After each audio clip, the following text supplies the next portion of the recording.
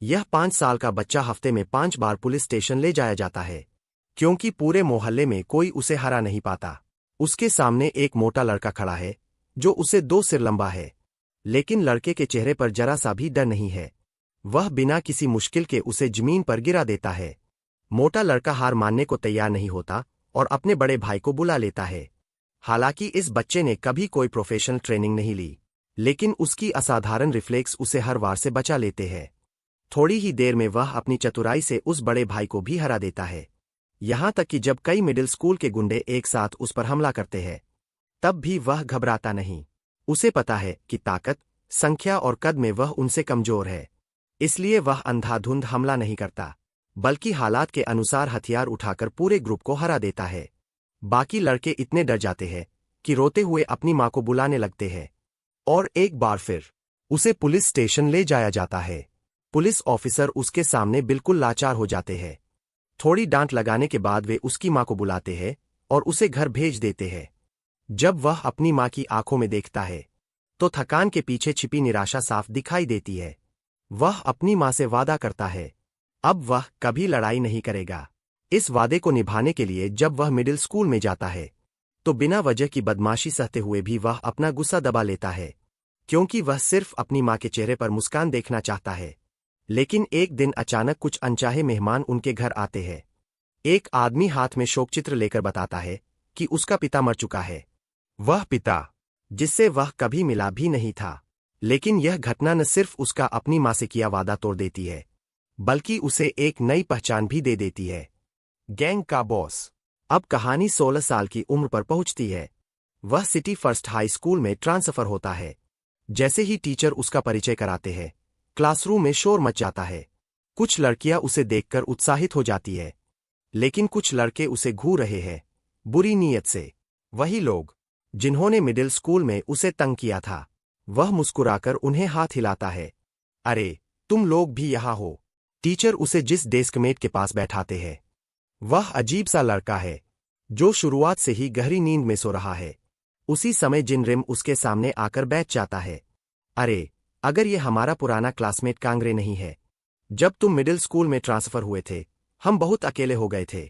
2 साल से नहीं मिले, बहुत याद किया तुम्हें। अब हाई स्कूल लाइफ साथ में मजे से बिताएंगे। उसकी बात सुनकर कांग्रे मुस्कुरा देता है। हाँ, खूब मजे करेंगे। लेकिन उसका रवैया देखकर जिन रिम खुश नहीं होता। वह कुछ और बोलने ही वाला होता है कि अचानक डेस्कमेट बोल पड़ता है, क्या तुम्हें दिख नहीं रहा? मैं सो रहा हूं। सिर्फ एक नजर से ही जिन रिम और उसके दोस्त पीछे हट जाते हैं। जाते जाते वे धमकी देते हैं, इसका हिसाब बाद में होगा। लेकिन कांग्रे को कोई फर्क नहीं पड़ता। तभी वह नोटिस करता है कि एक लड़की बार बार उसे देख रही है, जैसे वह उसे पहचानती हो। टीचर पढ़ा रहे हैं, बाहर धूप चमक रही है, और कांग्रे सोचता है, हाई स्कूल लाइफ सच में दिलचस्प है। धीरे धीरे उसकी आंख लग जाती है। जब क्लास खत्म होती है, उसका अजीब डेस्कमेट बाहर चला जाता है। जिन रिम और उसके दोस्त मौका देखकर कांग्रे से बदला लेने आते हैं, लेकिन तभी क्लास प्रेसिडेंट लड़की उन्हें रोक देती है। क्लास में कोई लड़ाई नहीं होगी। लेकिन अचानक कांग्रे उसे पीछे से पकड़कर अलग कर देता है। आपकी चिंता के लिए धन्यवाद, क्लास प्रेसिडेंट, लेकिन ये मेरे पुराने क्लासमेट है। हम बस पुरानी बातें कर रहे हैं। वह शांत आवाज में कहता है, पहले मैं अपनी मां से किए वादे की वजह से सब सहता था, लेकिन बाद में मेरे पिता ने कहा, एक आदमी को अपनी इज्जत वापस लेने के लिए मुट्ठी उठानी पड़ती है। जब उसका डेस्कमेट वापस आता है, तो क्लास फिर से शांत है।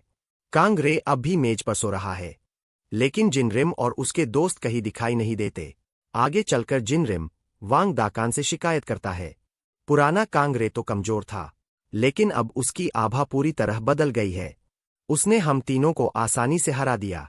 वांग दाकान नाराज हो जाता है और बदला लेने का फैसला करता है। वह अपने लोगों के साथ कांग्रे की क्लास में आता है। उसका विशाल शरीर कांग्रे के सामने खड़ा है। सुना है, तुम लड़ना जानते हो। जैसे ही कांग्रे आंख खोलता है, एक काला विशाल चेहरा उसके सामने होता है। दोनों 1 मिनट तक एक दूसरे को देखते रहते हैं, और फिर अचानक पहचान जाते हैं। वह वही आदमी है, पुराने दिनों वाला। कांग्रे उसे मुस्कुराकर नमस्ते करता है, लेकिन वांग दाकान कुछ नहीं कहता, बस चुपचाप मुड़कर क्लास से बाहर चला जाता है। जिन रिम हैरान रह जाता है। उसे समझ ही नहीं आता आखिर हुआ क्या है। स्कूल खत्म होने के बाद कांगरे अपनी माँ की दुकान पर लौटता है। वहां एक आदमी उसके सामने घुटनों के बल बैठा होता है। बॉस, आप स्कूल से आ गए। कांगरे नाराज होकर कहता है। मैंने कितनी बार कहा है, यहां मुझे इस तरह मत बुलाया करो। फिर वह कार में बैठकर वहां से निकल जाता है। उधर क्लास में अचानक शोरगुल बंद हो जाता है। एक विशालकाय आदमी अंदर आता है। PT teacher. और तभी शांत क्लास में दो लड़कों की अजीब आवाज आती है। पूरी क्लास डर जाती है, क्योंकि अब मसल मॉन्स्टर टीचर गुस्से में है। वह दोनों के कान पकड़कर उन्हें हवा में उठा लेता है। तुम दोनों की हिम्मत कैसे हुई? चू सियोंगजिन, तुमने कहा था कि तुम्हें प्रतियोगिता की तैयारी करनी है, इसलिए मैंने तुम्हें छोड़ दिया। और तुम कौन हो? क्लास प्रेसिडेंट जल्दी से समझाता है। यह एक ट्रांसफर स्टूडेंट है। तुम मेरी क्लास में सोने की हिम्मत करते हो? अभी के अभी मैदान में जाओ, जब तक मैं अभी भी उलझन में हूं। टीचर हमें कहते हैं कि 3 चक्कर दौड़ो। जो भी पहले फिनिश लाइन तक पहुंचेगा, मामला वही खत्म। जो हार जाएगा, उसे टीचर का प्यार मिलेगा। यह टीचर बहुत ही ज्यादा जोशीले है। हमें दोनों को अब भी बेफिक्र देखकर टीचर गुस्से से फट पड़ते हैं और मेरे चेहरे पर थूक तक उछाल देते हैं। हम दोनों तुरंत कहते हैं कि हमें समझ आ गया। मैं तो बस मन मारकर दौड़ पूरी करने वाला था, लेकिन चू सियोंगजिन ठीक से रनिंग पोजीशन ले लेता है। उसकी तिरस्कार भरी नजर मुझे सच में गुस्सा दिला देती है। मैंने अपनी जिंदगी में कभी हार नहीं मानी। मैं तुरंत उसके पीछे दौड़ता हूं, लेकिन जैसे ही मैं उसके पास पहुंचता हूं, वह और तेज दौड़ने लगता है और कई कदम आगे निकल जाता है। इससे मेरा जोश और बढ़ जाता है। टीचर हैरान रह जाते हैं। ये शुरुआत से ही स्प्रिंट क्यों कर रहे हैं? मुझे इससे कोई फर्क नहीं पड़ता। मेरी लड़ने की भावना पूरी तरह भड़क चुकी है। यह देखकर टीचर भी हैरान हो जाते हैं। चू सियोंगजिन एक लाइट वेल्टरवेट बॉक्सिंग चैंपियन है। उसकी एथलेटिक क्षमता पर कोई शक नहीं, फिर भी मैं उसके साथ बराबरी कर रहा हूं। क्या यह लड़का कोई राक्षस है? टीचर मेरे एथलेटिक टैलेंट से बहुत प्रभावित होते हैं। वह मुझे ट्रैक टीम में शामिल करना चाहते हैं, लेकिन मैं मना कर देता हूं और कहता हूं कि यह बहुत झंझट वाला काम है। हम दोनों थके हुए शरीर के साथ क्लास में वापस लौटते हैं। पोडियम पर बूढ़े प्रोफेसर का लेक्चर किसी लोरी जैसा लगता है। जल्द ही हम दोनों फिर से सो जाते हैं। मुझे यह नहीं पता कि खतरा करीब आ रहा है। स्कूल में एक अनचाहा मेहमान आता है। इससे स्टूडेंट काउंसिल के अलग अलग स्पोर्ट्स क्लब के प्रेसिडेंट सतर्क हो जाते हैं। स्टूडेंट काउंसिल प्रेसिडेंट IMW तो एक इमरजेंसी मीटिंग भी बुला लेते हैं। यह आदमी है वैंग मयोंग-ड्यू। वह हाई स्कूल में रहते हुए ही नेशनल रेसलिंग टीम में शामिल हो गया था। 18 साल की उम्र में उसने national unlimited weight class championship जीत ली थी। लेकिन उसका एक जीवन भर का दुश्मन है, बचपन में लगी एक किक का बदला। आखिरकार उसे उस व्यक्ति का पता वोंग डकन से मिलता है। वह स्कूल आता है और संयोग से चू सियोंगजिन से टकरा जाता है। ए मोहिक, फर्स्ट ईयर क्लास 3 कहा है। चू सियोंगजिन उसे नजरअंदाज कर देता है। इससे वोंग्योंग-ड्यू गुस्से से भर जाता है और उसका कंधा पकड़ लेता है। मैं तुमसे बात कर रहा हूं, सुनाई नहीं देता? अचानक उसे चू सियोंगजिन से और भी घमंडी जवाब मिलता है। हाथ छोड़ दो, नहीं तो मर जाओगे। जैसे उसने सदी का सबसे बड़ा मजाक सुन लिया हो। इस स्कूल में बहुत कम लोग हैं जो उसे इस तरह बात करने की हिम्मत करते हैं। जैसे ही वह कुछ कहने वाला होता है, चू सियोंगजिन उसे मौका ही नहीं देता। वह सीधे उसके चेहरे पर एक अपरकट मार देता है। फिर फुर्तीले फुटवर्क के साथ तेजी से आगे बढ़ता है और घूंसों की लगातार बौछार कर देता है। वार सहते हुए वैंग मयोंग-ड्यू आगे बढ़कर चू सियोंगजिन को पकड़ लेता है और अपने घायल होंठ पोंछते हुए कहता है, तुम्हारे मुक्के काफी मजबूत है, बच्चे। लेकिन मैं वैंग मयोंग-ड्यू हूं। मुझे गुस्सा दिलाने की कीमत चुकानी पड़ती है। जैसे ही वह हमला करने वाला होता है, कोई उसे रोक देता है। वह कोई और नहीं बल्कि जोशीले PE टीचर है। मैं संयोग से वहां से गुजर रहा था और यह दृश्य देखता हूं, यह सोचते हुए कि इस स्कूल में हमेशा लड़ाई क्यों होती रहती है। मुझे बिल्कुल भी पता नहीं कि यह लड़ाई असल में मेरी वजह से शुरू हुई थी। इधर स्टूडेंट काउंसिल में अभी भी वैंग मोंग-डू के स्कूल आने की वजह पर चर्चा हो रही है और मामला काफी गंभीर हो चुका है। एक active national team member Wang Mongdu और national light welterweight gold medallist जू एक्सेंजी-जिन पहले ही भिड़ चुके हैं।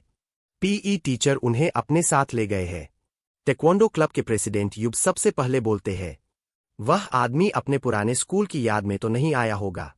तुम उसके साथ बड़े हुए हो, तुम्हें कुछ तो पता होना चाहिए।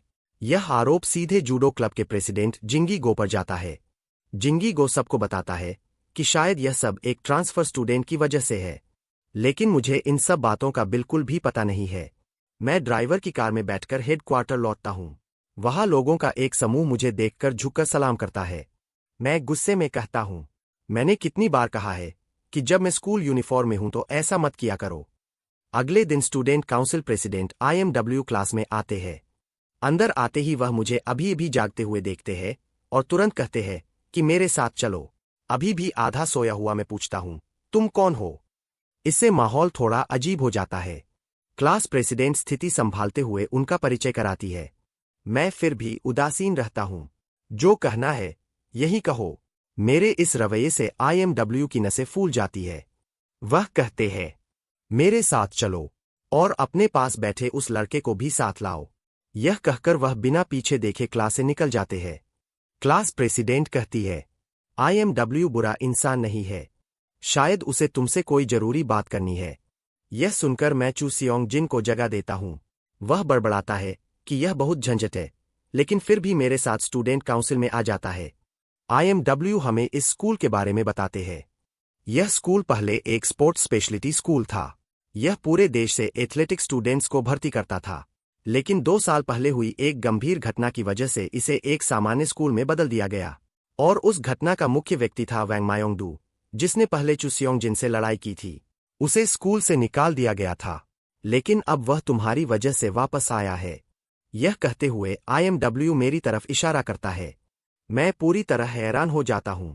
मुझे तो बिल्कुल याद भी नहीं कि वैंग मोंगडू कौन है। तब वैंग, जो फर्स्ट ईयर का छात्र था, उसका सीनियर छात्रों से झगड़ा हो गया। उनमें 2 नेशनल टीम के सदस्य और 7 यूथ प्रतिनिधि थे। ताइक्वांडो टीम के एक छात्र की टांग तक टूट गई थी। स्कूल ने इस घटना में शामिल सभी छात्रों को निष्कासित एक्सपेल कर दिया, लेकिन पे टीचर ने मजबूती से वोंग मेयोंगडू का बचाव किया। बाद में उन्होंने उसे एक प्रोफेशनल टीम में भी सिफारिश कर दी। तो आखिर वह तुम्हें ही क्यों ढूंढ रहा है? यमू का सवाल मुझे फिर से उलझा देता है। मुझे भी नहीं पता। पलक झपकते ही स्कूल खत्म हो जाता है। स्कूल गेट पर मेरी मुलाकात क्लास प्रेसिडेंट से होती है। वह उम्मीद से पूछती है कि क्या मुझे वह याद है। मैं कुछ देर उसे ध्यान से देखता हूं। आखिरकार मुझे याद आता है कि वह सो नाम है, जो मेरे किंडरगार्टन की दोस्त थी। मुझे यह भी याद आता है कि मेरा पहला किस उसी ने लिया था। मैं उससे कहता हूं कि चिंता मत करो, मैं किसी को नहीं बताऊंगा कि उसने मुझे किस किया था। यह सुनते ही IMW और कुछ लोग वहां से गुजरते हैं और सो नाम शर्म से भाग जाती है। क्या अजीब लड़की है। ग्रुप के हेडक्वार्टर वापस जाकर जब मैं दस्तावेजों का ढेर देखता हूं तो मेरा सिर दर्द करने लगता है। मेरे पास चील नाम खड़ा होकर मेरी निगरानी कर रहा होता है। अर्थ टाइगर ग्रुप तुम्हारे पिता की पूरी जिंदगी की मेहनत है। ऊपर से देखने में यह एक सामान्य कॉरपोरेट ग्रुप लगता है, लेकिन इसकी ग्रे इंडस्ट्रीज में एंटरटेनमेंट, फाइनेंस और कंस्ट्रक्शन जैसे कई सेक्टर शामिल है। और चूंकि तुम तुम्हारे पिता की इकलौती रक्तरेखा हो, इसलिए मैं निश्चित रूप से ग्रुप को संभालने में तुम्हारी मदद करूंगा। हालांकि तुम अभी कानूनी रूप से इतने बड़े नहीं हुए हो, लेकिन यह समय ग्रुप को मैनेज करना सीखने का अच्छा मौका है। 1-2 साल में तुम इसे कानूनी तौर पर विरासत में ले सकोगे। उसी समय फोन बजता है। आवाज से लगता है कि कोई परेशानी हो गई है। तभी ऑफिस का दरवाजा जोर से लात मारकर खोला जाता है। यह आदमी यूजी है, जो अर्थ टाइगर ग्रुप के एक ब्रांच बॉस में से है। वह उन लोगों में से भी है जो मुझे ग्रुप का वारिस बनने से खुश नहीं है। वह चिल्लाता है, क्या तुम पागल हो? तुम एक कच्चे बच्चे को बॉस का बिजनेस संभालने देना चाहते हो? यह सुनकर चील नाम गुस्से में आ जाता है। क्या तुम मरना चाहते हो? यंग मास्टर से इस तरह बात करने की हिम्मत कैसे हुई? वह उसे सबक सिखाने ही वाला था, लेकिन मैं उसे रोक देता हूं। मैं मुस्कुराते हुए पूछता हूं, अंकल यूजिन, आपकी नाक कैसी है? क्या आज फिर पिटने आए हो? परफेक्ट। आज मेरा मूड भी खराब है।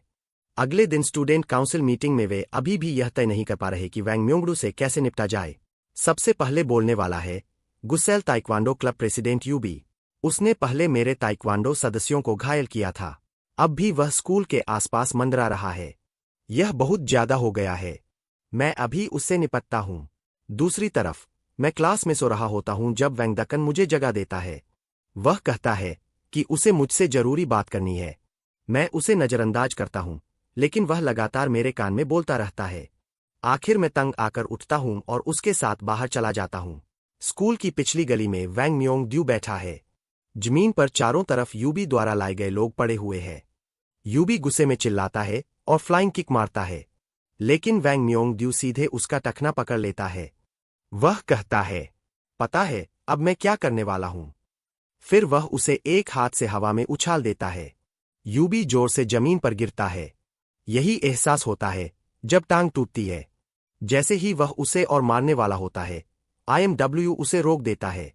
वैंग म्योंग ड्यू कहता है, क्या स्टूडेंट काउंसिल प्रेसिडेंट भी मुझसे लड़ना चाहता है? IMW जवाब देने की हिम्मत नहीं करता। उसी समय वोंग दकन मुझे वहां ले आता है। मुझे देखते ही वैंग म्योंग ड्यू की आंखें गुस्से से लाल हो जाती है। मुझे भी याद आता है, वह वही मोटा बच्चा है। बिना कुछ बोले वह मुझ पर हमला करने के लिए तैयार हो जाता है, लेकिन IMW बीच में आ जाता है। वह कहता है, अगर मरना नहीं चाहते तो रास्ते से हट जाओ। मैं IMW को साइड में धकेल देता हूं। मुझे नहीं पता तुम मुझे क्यों ढूंढ रहे हो, लेकिन अगर लड़ना है तो जिम में चलते हैं। तुम लगातार मुझे उकसा रहे हो। क्या तुम्हें लगता है मैं आसानी से डर जाऊंगा? मेरे अंदर से निकलती हत्या जैसी आभा सबको चौंका देती है। जल्द ही मेरे और वैंग मोंगडू के ड्यूल की खबर पूरे स्कूल में फैल जाती है। रिंग में मैं बिल्कुल आराम से खड़ा हूं। वैंग म्योंगडू और भी ज्यादा घमंडी दिख रहा है। पे टीचर भी वहां आ जाते हैं और 2 जोड़ी ग्लव्स देते हैं। वह कहते हैं कि वह रेफरी होंगे। मिक्स्ड मार्शल आर्ट्स के नियम होंगे। 3 राउंड, हर राउंड 3 मिनट का। टीचर वैंग मोंगडू को चेतावनी देते हैं, यह सिर्फ अभ्यास है, जान से मारने की कोशिश मत करना। मैं अभी भी सोच रहा हूं कि यह आदमी मुझे अकेला क्यों नहीं छोड़ता। वह जवाब देता है, मेरी जिंदगी में मैं सिर्फ एक बार हारा हूं, और वह तुमसे। क्या यह वजह काफी नहीं है? घंटी बजते ही वैंग म्योंग ड्यू हमला करता है। वह मुझे पकड़ने की कोशिश करता है। मैं बचते हुए उसका हाथ पकड़ लेता हूं और फ्लाइंग नी सीधे उसके पेट में मारता हूं। वह जमीन पर गिर जाता है। मैं तुरंत उसकी गर्दन के पीछे सीधा पंच मारता हूं। पूरा एरिना शांत हो जाता है। सिर्फ 3 सेकंड में नेशनल चैंपियन को गिरा दिया गया। मैं कहता हूं, टीचर, क्या आप गिनती शुरू नहीं करेंगे? तभी वैंग म्योंग ड्यू लड़खड़ाते हुए खड़ा हो जाता है। वह कहता है, इतनी जल्दी क्या है? अभी तो शुरुआत है। इसके बाद लड़ाई और भी भयानक हो जाती है। आखिरकार मैं उसे पकड़कर जमीन पर पटक देता हूं और उसके ऊपर बैठकर मुक्कों की बारिश कर देता हूं। टीचर के स्टॉप कहने के बाद वैंग म्योंग ड्यू बेहोश हो जाता है। 2 दिन बाद वह हॉस्पिटल में होश में आता है। पे टीचर उसकी चोटें बताते हैं। नाक टूट गई, खोपड़ी में दरार, 3 पसलियां टूट गईं। डॉक्टर कहते हैं कि उसे ठीक होने में 3 महीने लगेंगे और उसकी प्रतियोगिता की जगह किसी और को दे दी गई है। यह सुनकर भी वैंग म्योंग ड्यू के चेहरे पर कोई भाव नहीं आता। वह कहता है, कोई फर्क नहीं पड़ता। मुझे कुश्ती से भी ज्यादा दिलचस्प चीज मिल गई है। उधर स्कूल में पिछले 2 दिनों से माहौल अजीब है। सभी छात्र मुझसे दूर भागते हैं। यहां तक कि जब मैं बाथरूम जाता हूं तो मेरे पास खड़ा लड़का पैंट उठाए बिना ही भाग जाता है। उसी समय चू सियोंग जिन मुझे ढूंढता है और कहता है, उसे तो मुझे हराना चाहिए था। रात 8 बजे जिम में मिलना। लेकिन उस रात मैं बहुत व्यस्त होने की वजह से जिम नहीं जा पाता। अगली सुबह जब मैं क्लास में सो रहा होता हूं, चू सियोंग जिन मुझे लात मारकर जगा देता है। वह पूछता है, क्या तुम डर गए थे इसलिए नहीं आए? मैं हंस कर कहता हूं, मैंने अभी तक डर का मतलब ही नहीं सीखा। यह सुनते ही वह मेरे चेहरे पर पंच मारता है, लेकिन मैं उसका हाथ पकड़ लेता हूं। मैं कहता हूं, एक बच्चे के लिए अच्छा पंच है। वह गुस्से में कई पंच मारता है, लेकिन मैं सब बचा लेता हूं। जब हम फिर से लड़ने वाले होते हैं, तभी एक क्लासमेट अंदर आ जाता है और हमें रुकना पड़ता है। स्कूल के बाद चू सियोंग जिन मुझे बॉक्सिंग जिम ले जाता है। जिम के बाहर ड्राइवर को एक संदिग्ध गाड़ी दिखाई देती है। उसमें से बेसबॉल बैट लिए कुछ लोग उतरते हैं। लेकिन जब हम बाहर आते हैं तो देखते हैं कि वे सभी ड्राइवर के सामने घुटनों पर बैठे रो रहे हैं। ड्राइवर बताता है कि वह लोग हथियार लेकर जिम में घुसने वाले थे, इसलिए उसने उन्हें रोक लिया। बाद में पता चलता है कि जिम के पुराने मालिक ने उनसे कर्ज लिया था, इसलिए वे पैसे लेने आए थे। मैं पूछता हूं कि ऐसे मामलों में हम आमतौर पर क्या करते हैं? चील नाम कुछ देर सोचकर कहता है, हम आमतौर पर उनसे समझदारी से बात करते हैं। अगले दिन स्कूल में चू सियोंग जिन मुझे बाहर बुलाता है। वह एक लिफाफा निकालता है और पूछता है कि क्या जिम के गुंडों से मैंने ही निपटा था। वे लोग पैसे और प्रॉपर्टी का कागज वापस कर गए हैं, लेकिन उसके चेहरे पर धन्यवाद नहीं है। वह उल्टा पूछता है कि मैंने किसी और के मामले में दखल क्यों दिया। उसका यह एहसान न मानने वाला रवैया मुझे सच में गुस्सा दिला देता है। मैं कहता हूं, अगर तुम्हें अपनी बेकार की इज्जत की इतनी चिंता है तो जाकर खुद उन गुंडों से बदला ले लो। किसी ऐसे व्यक्ति का सामना करना कैसी कौशल है जिसने तुम्हारी मदद की हो। चू एक्साइएनजी जिन कहता है कि वह उन्हें ढूंढने गया था। उसे कंपनी बंद मिली और वह मुझसे पूछता है कि मैंने उनके साथ क्या किया। मैं उससे कहता हूं कि बाकी बातों की चिंता छोड़ो और सिर्फ बॉक्सिंग पर ध्यान दो। क्या तुमने अपने पिता से वर्ल्ड चैंपियन बनने का वादा नहीं किया था? यह कहकर मैं मुड़कर जाने लगता हूं। जाते जाते मैं उसे एक और बात कहता हूं, अगर तुम मुझसे लड़ना चाहते हो तो मैं कभी भी तैयार हूं। डरना और भाग जाना मेरी आदत नहीं है। फिर मैं सीधे वहां से चला जाता हूं। मेरी जाती हुई पीठ को देखते हुए चुंग जेवाइन पहली बार सोचता है कि मैं काफी कूल हूं। जैसे ही मैं मोड़ पर मुड़ता हूं, लगभग सो नाम से टकरा जाता हूं। वह चिंतित होकर पूछती है कि क्या हम फिर से लड़ रहे थे? ओह, तुम मेरी चिंता कर रही हो। मेरी बात सुनते ही सो नाम का चेहरा तुरंत लाल हो जाता है। वह कहती है कि यह उसकी क्लास प्रेसिडेंट की जिम्मेदारी है। मैं उससे वादा करता हूं कि अब मैं अपने सहपाठियों से लड़ाई नहीं करूंगा। फिर मैं आराम से वहां से चला जाता हूं। कोने पर एक व्यक्ति यह सब देख रहा होता है। वह है स्टूडेंट काउंसिल प्रेसिडेंट इम्मू। उसी समय एक हवेली में अर्थ टाइगर ग्रुप का ब्रांच बॉस वायु जॉन घुटनों के बल बैठा हुआ है। उसके सामने एक बूढ़ा आदमी है। वह है योंगशिन, थ्री हेडेड गोस्ट का बॉस। युजून उससे एक और मौका मांगता है। वह कहता है कि उसकी मदद करे ताकि वह टाइगर ग्रुप को गिरा सके। योंगशिन नाराज होता है कि यूजिया मुझ जैसे बच्चे से हार गया। वह कहता है, हालांकि वह अभी जवान है, लेकिन वह फिर भी टाइगर का बेटा है, इसलिए उसे सावधानी से निपटना होगा। लेकिन बच्चों की हमेशा कोई न कोई कमजोरी होती है। बस उस कमजोरी को ढूंढो और उसका फायदा उठाओ। मैं अभी क्लास में लौट ही रहा था कि एक और परेशानी आ जाती है। टेक्वांडो क्लब का प्रेसिडेंट यूबी लोगों के साथ क्लास में आता है। वह मुझसे कहता है कि मेरे साथ बाहर चलो। मुझे बिल्कुल पसंद नहीं जब कोई मुझे आदेश देने वाले लहजे में बात करता है। क्या तुम्हें लगता है कि मैं ऐसा इंसान हूं जो किसी के आदेश मान लेगा? यूबी सोचता है, यह पहला साल का छात्र सच में बहुत घमंडी है। वह कहता है, चलो। उसका लहजा बिल्कुल सख्त है। उसका एक आदमी मुझे डांटने वाला ही था, लेकिन पीछे मुड़कर देखता है कि वहां चुंग जिन खड़ा है। वह तुरंत चुप हो जाता है। ये इस साल के फर्स्ट ईयर के छात्र आखिर किस तरह के राक्षस है?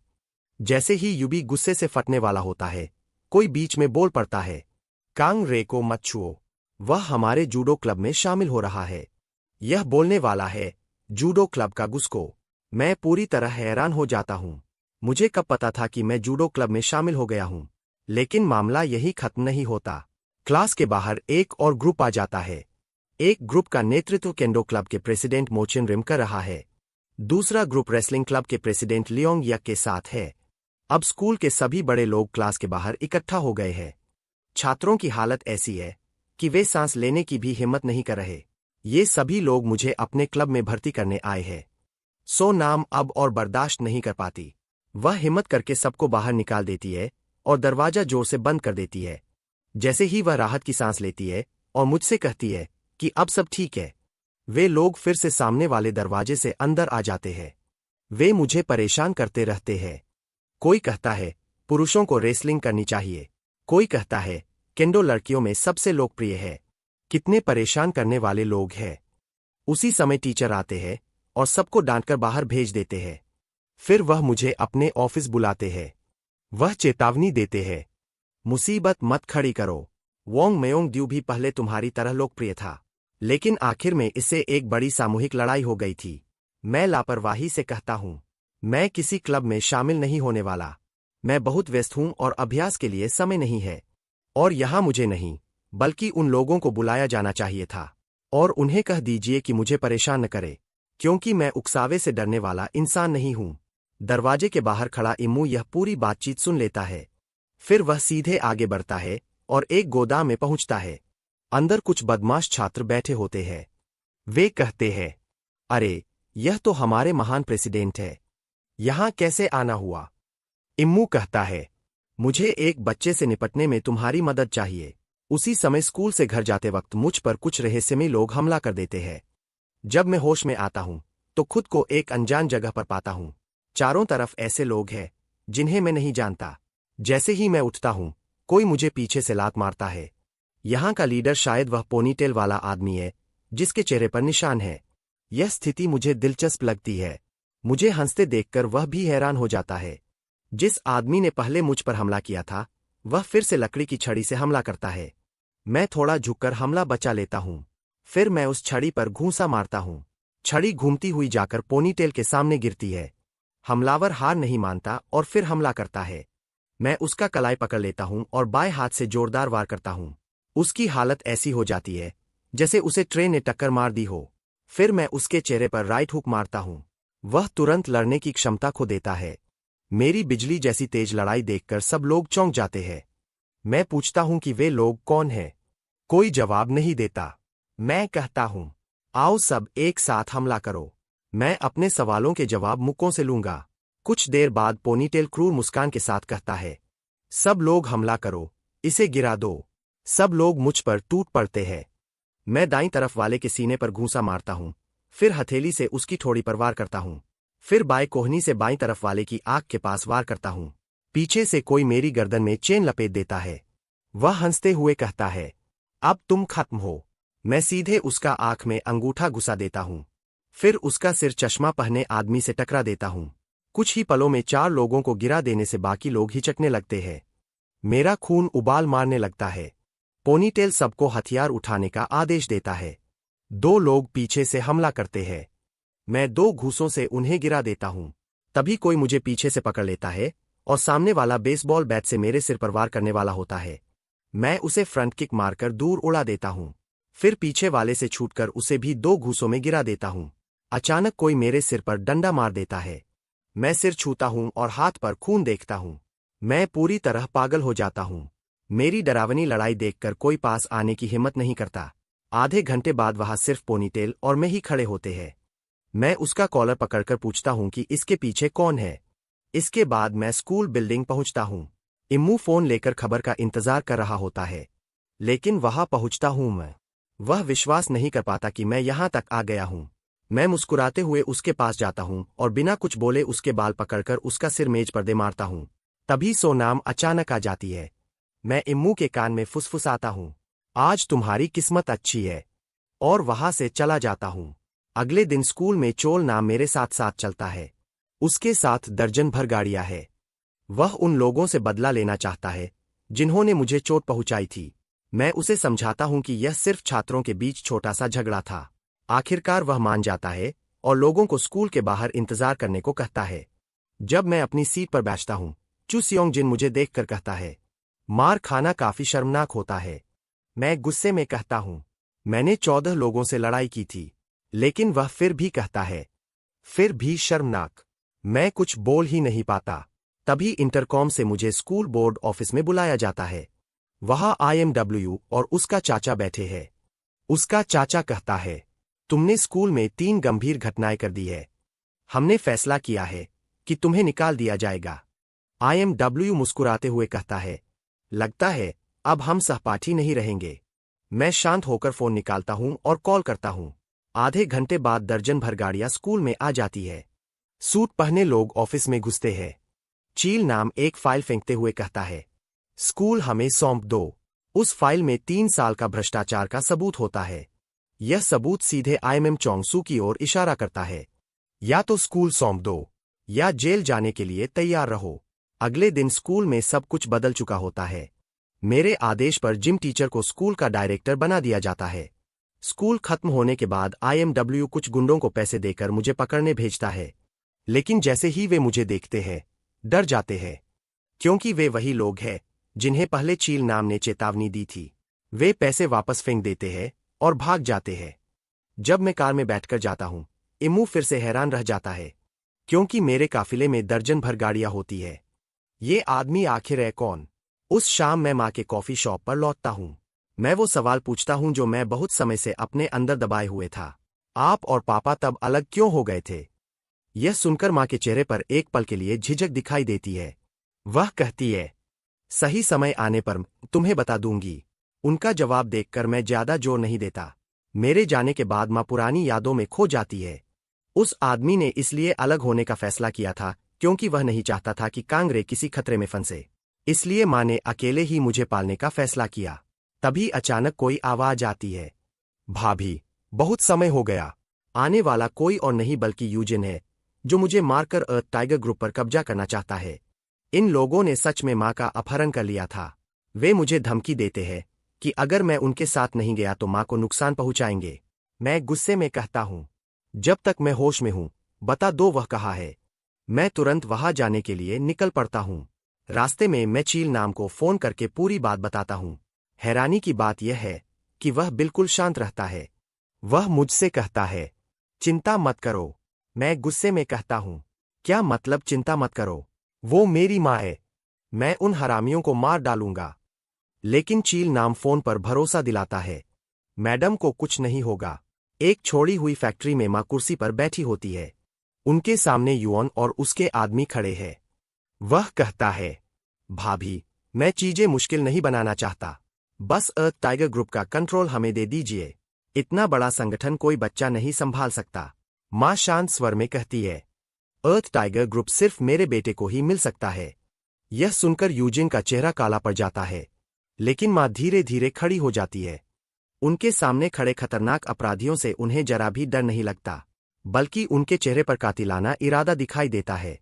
जब मैं वहां पहुंचता हूं तो चील नाम पहले से ही मौजूद होता है। मैं गुस्से में फैक्ट्री की ओर दौड़ता हूं, लेकिन जैसे ही मैं दरवाजा लात मारकर खोलता हूं, अंदर का नजारा मेरी कल्पना से बिल्कुल अलग होता है। माँ शांत खड़ी है और चारों तरफ लाशें पड़ी हुई है। वह अभी भी ईयू जॉन को पकड़कर खड़ी है। मुझे देखते ही वह उसे छोड़ देती है और कहती है, सफाई का काम तुम संभाल लो। छूटते ही युआन ऐसे पीछे हटता है जैसे उसने कोई भूत देख लिया हो। वह कोने में कांपते हुए दया की भीख मांगने लगता है। चील नाम माँ के पास आकर झुककर माफी मांगता है, लेकिन माँ उसे नजरअंदाज करके सीधे मेरे पास आती है। चलो बेटा, घर चलते हैं। दुकान खोलनी है। मेरे मन में हजार सवाल है, लेकिन माँ कुछ भी समझाने का इरादा नहीं रखती। वह बस वही कहती है, सही समय आने पर सब बता दूंगी। बस एक बात याद रखना, मैं अभी भी वही माँ हूं जो तुमसे प्यार करती है। बाहर बोंग सैम खड़ा होता है। चील नाम उसे चेतावनी देता है कि यूजिया को विदेशी समर्थन मिला हुआ है, इसलिए बॉस की सुरक्षा और बढ़ानी होगी। वह उसे हथियार रखने को कहता है। हालांकि बोंग सैम दिखने में शांत ड्राइवर लगता है, लेकिन जब वह अपना 3 खंड वाला डंडा उठाता है तो वह किसी दानव जैसा बन जाता है। अब 3 हेडेड गोस्ट सोसाइटी का बॉस योंग शिन भी मुझे निशाना बना चुका है। वह आदेश देता है कि मेरे आसपास किसी भरोसेमंद व्यक्ति को बॉडीगार्ड बनाकर भेजा जाए। उधर सो नाम अपने पिता के साथ घर पर खाना खा रही होती है।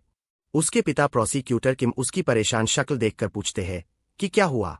उसे चिंता है कि कहीं कोई उसकी बेटी को नुकसान पहुंचाए। डिनर के बाद वह बाहर जाकर इम्मू को फोन करता है और मेरे बारे में पूछता है। इम्मू मेरे बारे में बढ़ा चढ़ाकर बातें बताता है। उधर मैं रात को बिस्तर पर लेटा सोचता रहता हूं, माँ आखिर है कौन?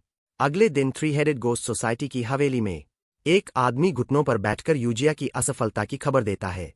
योंग शिन कहता है, बाहरी लोगों पर भरोसा नहीं किया जा सकता। फिर वह योजना बनाता है कि मयोंग को स्कूल में भेजा जाए। उसी समय स्कूल में एक नया ट्रांसफर स्टूडेंट आता है। वह है वैंग मयोंग ड्यू। क्लास में सन्नाटा छा जाता है।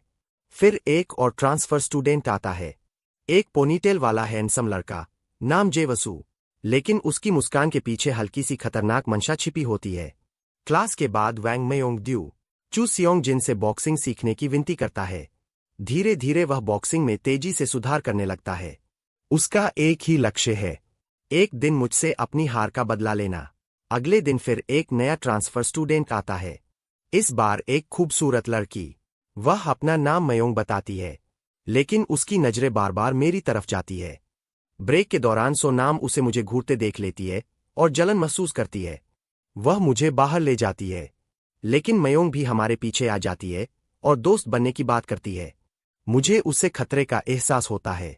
मैं जेवसु को अलग ले जाकर कहता हूं, या तो चुपचाप क्लासमेट बनकर रहो या यहां से चले जाओ। शाम को मैं माँ से उस अजीब लड़की के बारे में बात करता हूं।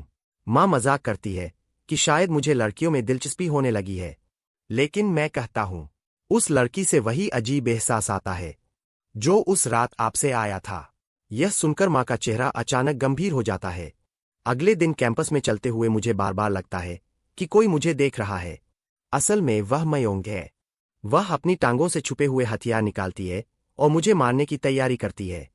तभी पीछे से एक आवाज आती है, तो तुम शिनोबी वंश से हो। वह आवाज माँ की होती है। माँ उसे चेतावनी देती है कि मिशन छोड़ दो, लेकिन मयोंग उड़ती हुई सुई फेंकती है। माँ उसे हवा में ही पकड़ लेती है, फिर उसी सुई से उसके चेहरे को काट देती है। माँ बिजली की तरह उसके पास पहुंच जाती है। उनकी किक गिरने ही वाली होती है, लेकिन आखिरी पल में जमीन पर रुक जाती है। डर से कांपती मयोंग को माँ पकड़कर कहती है, दो रास्ते हैं, या तो मुझे उस इंसान के पास ले चलो जिसने तुम्हें भेजा है, या अभी मर जाओ। मजबूर होकर मयोंग उन्हें थ्री हेडेड गोस्ट सोसाइटी की हवेली में ले जाती है। वहां माँ अकेले ही दर्जनों गुंडों को हरा देती है। कुछ ही मिनटों में सब लोग जमीन पर पड़े होते हैं।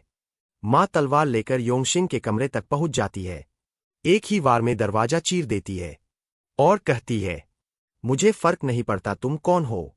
अगर दोबारा मेरे बेटे को छुआ तो तुम मर जाओगे।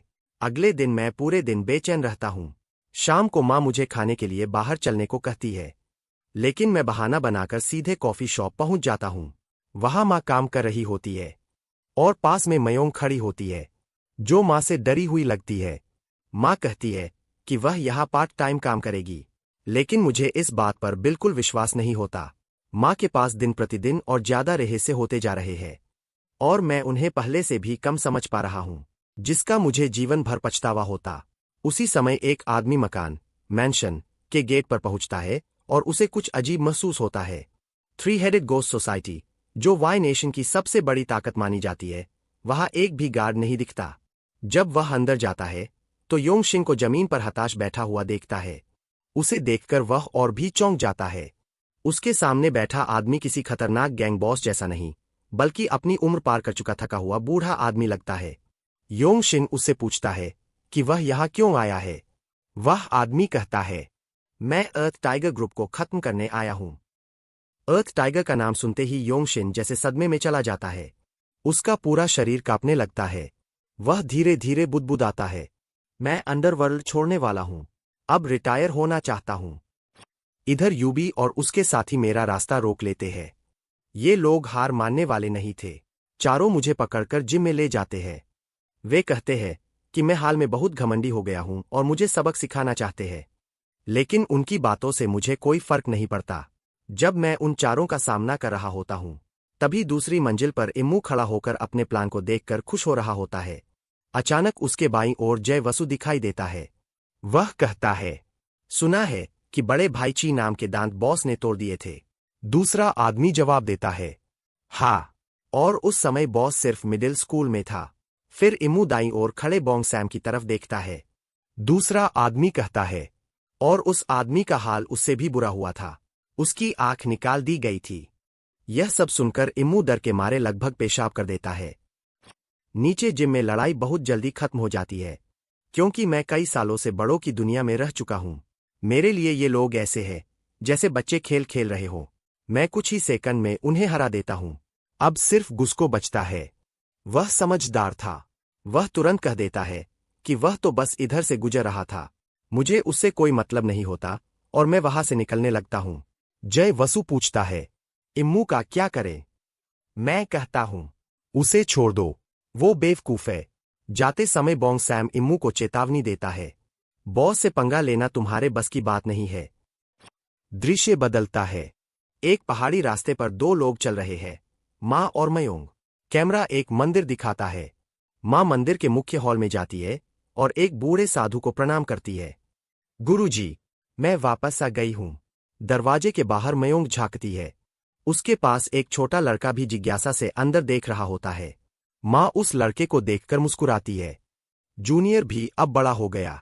मयोंग मंदिर की सीढ़ियों पर बैठी होती है।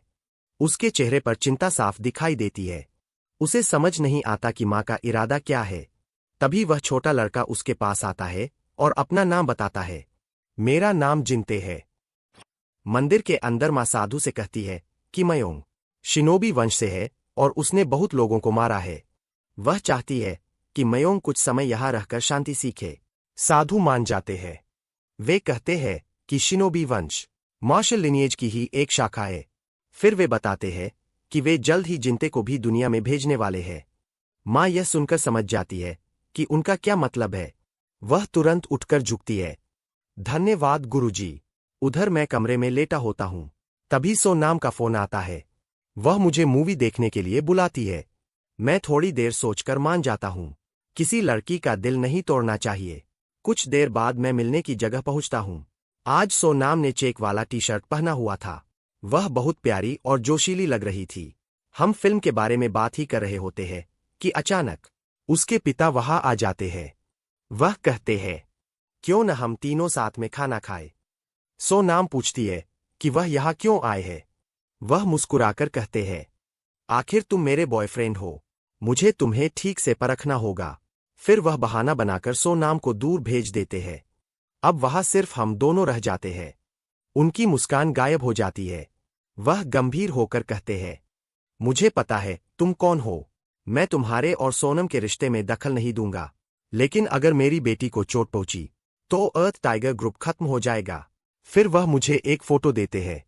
ये लोग कल हमारे देश में आए हैं। इनका निशाना तुम हो। सोनम को छोड़ने के बाद मैं वह फोटो बोंग सैम को दे देता हूं। फोटो देखकर उसका चेहरा गंभीर हो जाता है। वह कहता है, यह योंग जो है, थ्री हेडेड गोस्ट सोसाइटी के डिकैपिटेशन सोसाइटी का अध्यक्ष। यह बहुत ही क्रूर आदमी है। अगले दिन स्कूल में मुझे पास सिस्टम से जिम में बुलाया जाता है। वहां वैंग मोंगडू और चू सियोंग जिन पहले से खड़े होते हैं। जिम टीचर कहता है कि वैंग मोंगडू रीमैच चाहता है। मैं कंधे उचका देता हूं। लड़ाई के लिए कारण की जरूरत नहीं होती। हालांकि उसने बॉक्सिंग सीखी है, लेकिन वह अभी भी मेरा मुकाबला नहीं कर सकता। मैं उसे बार बार मारता हूं और वह सिर्फ बचाव करता रहता है। तभी क्लास की घंटी बज जाती है। मैं जाते हुए कहता हूं, बाकी बाद में करेंगे। उसी समय दो बसें स्कूल की तरफ आ रही होती है। बस से काले कपड़ों में लोग उतरते हैं। वे जल्दी से स्कूल का गेट बंद कर देते हैं। बोंग सैम सब देख लेता है। वह एक गंजे आदमी को बुलाता है। जैसे ही वह पास आता है, बोंग सैम उसकी कॉलर पकड़कर जोर से खींचता है। उसका सिर रेलिंग से टकराता है और वह बेहोश हो जाता है। फिर बोंग सैम अपना 3 सेक्शन वाला डंडा निकालता है। वह रेलिंग पार करने की कोशिश करता है, लेकिन वजन ज्यादा होने के कारण उसका पैर फंस जाता है और वह मुंह के बल गिर पड़ता है। कुछ पल के लिए माहौल अजीब और मजेदार हो जाता है। फिर वह संभलकर जय वसु को मैसेज भेजता है। मैसेज मिलते ही जय वसु सीधे क्लास से बाहर निकल जाता है। इधर थ्री हेडेड गोस्ट सोसाइटी के लोग पूरे स्कूल में मुझे खोज रहे होते हैं। सीढ़ियों पर उन्हें जय वसु खड़ा दिखाई देता है। एक आदमी गुस्से में उसकी तरफ बढ़ता है। जय वसु तुरंत चाकू निकालकर उसके पेट में घोंप देता है। वह गुस्से में कहता है, तुम लोगों की वजह से मेरी स्कूल लाइफ बर्बाद हो गई। फिर उसकी चाकू चलाने की तेज कला शुरू हो जाती है। कुछ ही सेकंड में कई लोग जमीन पर गिर जाते हैं। बाहर का शोर सुनकर मुझे सब समझ आ जाता है।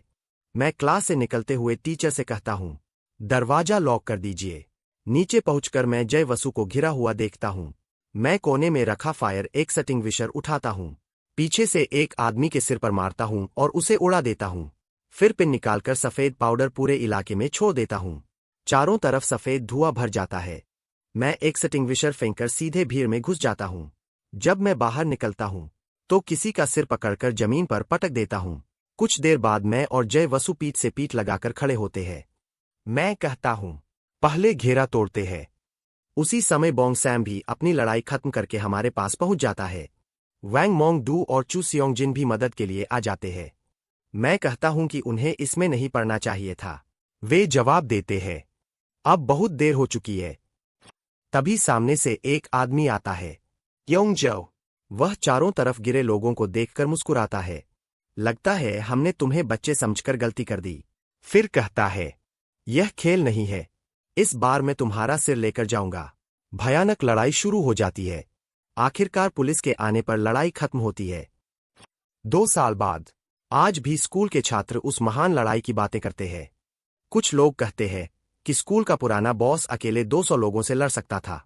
कई लोग इसे बड़ा चढ़ाकर कही गई कहानी मानते हैं। तभी एक छात्र अपना फोन वीडियो दिखाता है। उसमें वही खूनी लड़ाई रिकॉर्ड होती है। और उसी दिन की वजह से जय वसु को 2 साल की जेल हुई थी। आज वह जेल से रिहा हो रहा है। बाहर बोंग सैम उसका इंतजार कर रहा है।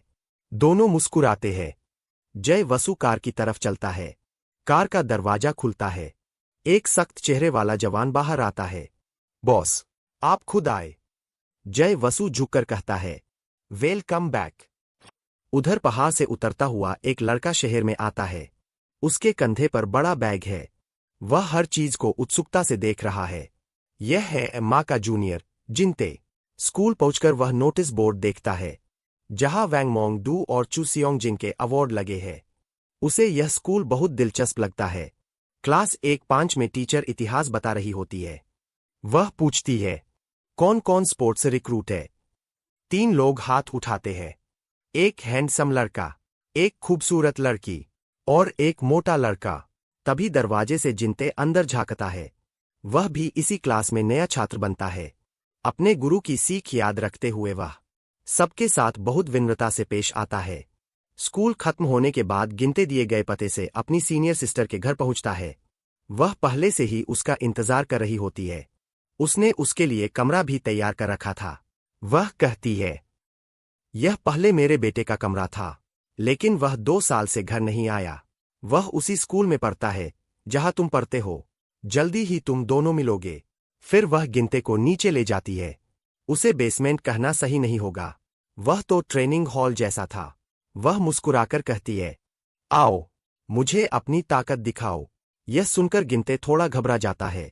वह कहता है, सीनियर सिस्टर, आपको चोट लग सकती है। उधर स्कूल में स्टूडेंट काउंसिल के विभाग प्रमुखों की मीटिंग चल रही होती है। अब स्टूडेंट काउंसिल की प्रेसिडेंट सो नाम है। कुछ विभाग प्रमुख इस नाजुक दिखने वाली लड़की को गंभीरता से नहीं लेते। वे कहते हैं, काम बहुत है, जल्दी मुद्दे पर आओ। तभी दरवाजा खुलने की आवाज आती है। चू सियोंग जिन अंदर आता है।